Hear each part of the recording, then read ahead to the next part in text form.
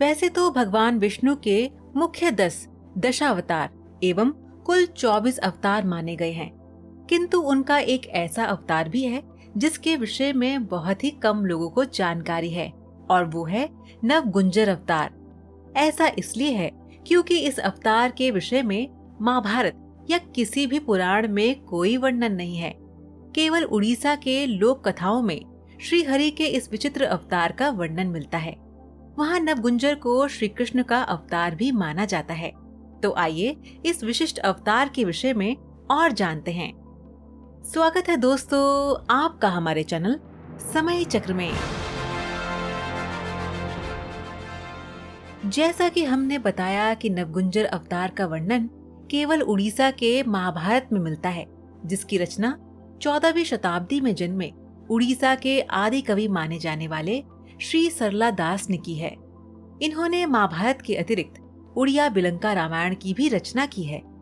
इनके द्वारा लिखे महाभारत का मूल स्वरूप महर्षि व्यास के महाभारत का ही है, किंतु इसमें उन्होंने अपनी अपूर्व मौलिकता का परिचय दिया है और कुछ बातें अपनी ओर से भी जोड़ी हैं, जिसका कोई वर्णन मूल महाभारत में नहीं है। नवगुंजर अवतार भी उन्हीं में से एक है। इनके द्वारा लिखित महाभारत के अनुसार जब अर्जुन अपने निर्वासन के दौरान मणिभद्र की पहाड़ियों में तपस्या कर रहे थे, तब इन्होंने इस अद्भुत जीव के दर्शन किए। इस जीव का पूरा शरीर 9 भिन्न पशुओं का मिश्रण था और आकार बहुत बड़ा था। जब अर्जुन ने इन्हें देखा तो वे घबरा गए और उन्होंने अपनी रक्षा के लिए गांडीव धारण किया। वे उस विचित्र प्राणी पर आक्रमण करने ही वाले थे कि उन्होंने सोचा कि ऐसा कोई जीव तो इस पृथ्वी का हो ही नहीं सकता, और तब उन्होंने ध्यान से देखा तो उन्हें उस प्राणी के हाथों में कमल का पुष्प दिखाई दिया। ये देखकर वे समझ गए कि ये जीव अवश्य ही श्री हरि का अवतार हैं।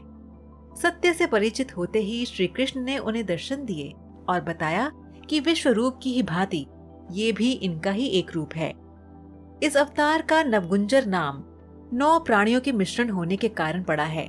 वे हैं सर मुर्गे का, गर्दन मयूर की, कूबड़ ऋषभ का, कमर शेर की, पिछला बायां पैर बाघ का, पिछला दायां पैर अश्व का, अगला बायां पैर हाथी का, अगला दायां पैर मनुष्य का और पूंछ सर्प की। अपने इस अवतार को धारण करने का कारण श्री कृष्ण का अर्जुन को ये समझाना था कि इतनी विविधताओं से भरे जीवों को मिलाकर भी एक संपूर्ण मनुष्य की रचना हो सकती है। नवगुंजर को 9 अलग अलग दिशाओं से देखने पर मनुष्य को अलग अलग जीव दृष्टिगोचर होते थे, किंतु वास्तव में वो प्राणी एक ही था।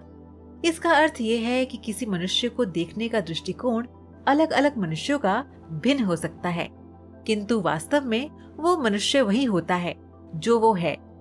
इसे साधारण भाषा में समझे तो इस अवतार के द्वारा श्री कृष्ण ने अर्जुन को एकम सत विप्रा बहुधा वदंती का सूत्र दिया, अर्थात सत्य एक ही होता है जिसे ज्ञानी मनुष्य अलग अलग नामों से बुलाते हैं।